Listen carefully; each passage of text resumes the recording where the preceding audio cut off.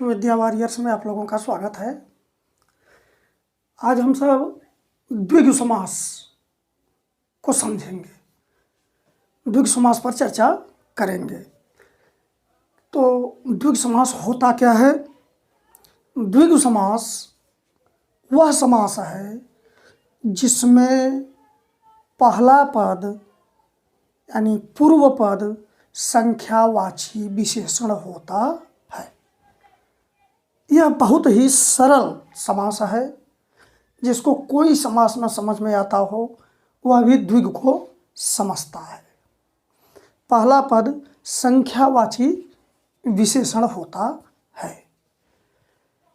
आइए उदाहरण देखते हैं। जैसे त्रिभुवन। त्रिभुवन का क्या मतलब हुआ? तीन भुवनों का समाहार। इस समास में समाहार का बोध होता है, यानी समूह का। तो जो संख्या होती है उसी के आधार पर समूह बनता है, समाहार बनता है। समाहार का मतलब समूह। त्रिभुवन तीन भुवनों का समाहार, त्रिदोष तीन दोषों का समाहार, चतुर्वेद चार वेदों का समाहार। जो चारों वेद हैं उनको एक साथ कहना है अगर आपको, तो चतुर्वेद। इसी तरह से अगर चार राह आके मिलते हैं तो वहाँ आप कह देते हैं चौराहा, यानी चार राहों का समूह, चार राहों का समाहार। पंचवटी पांच वटों का समाहार, जहाँ पांच वट हैं। सप्तपदी सात पदों का समाहार। अष्टाध्यायी आठ अध्यायों का समाहार। जहाँ आठ अध्याय हों, आठ अध्यायों का समूह हो, वह हुआ अष्टाध्यायी। नवरत्न, अन्य उदाहरण ले लिए हैं। नवरत्न यानी नव रत्नों का समाहार। पंचपात्र पांच पात्रों का समाहार।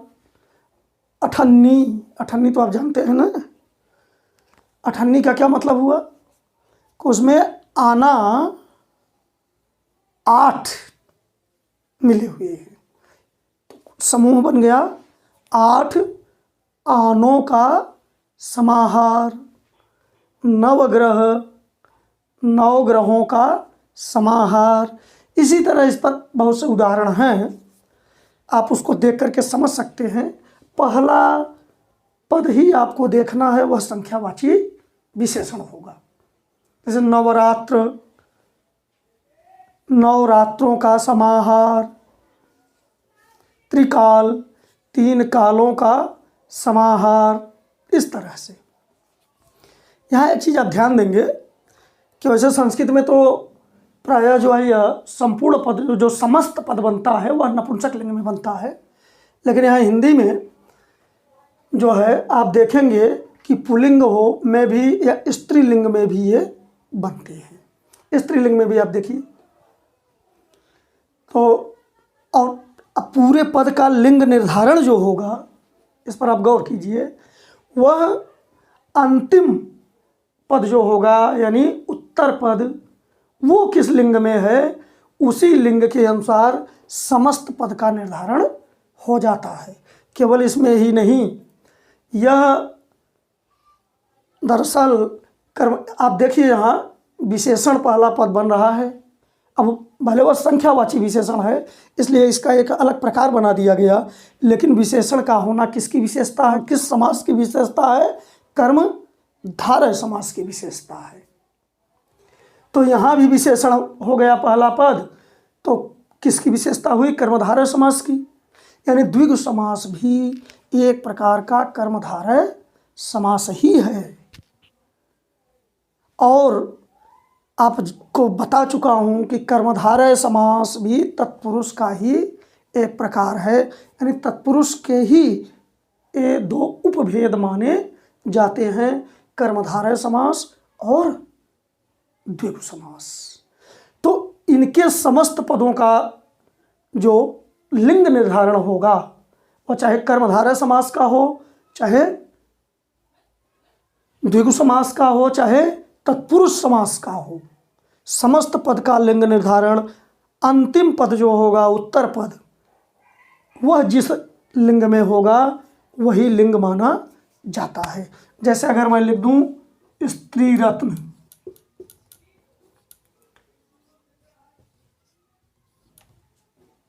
इसका निर्धारण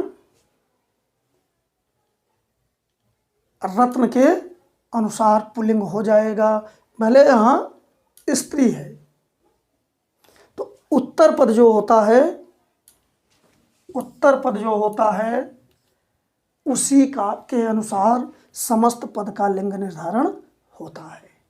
यह बहुत ही सरल है, आशा है कि आप समझ गए होंगे।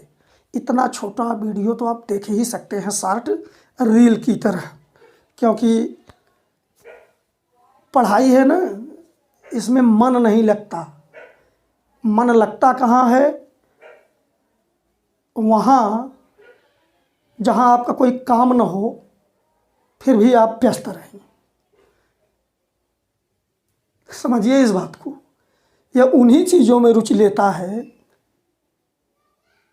जहाँ आपको नहीं लगना चाहिए, उसमें यह खूब लगता है। तो अब छोटे रील की तरह यह भी है, उम्मीद है आप पढ़ लेंगे और सीखेंगे। स्क्रीनशॉट ले लीजिए।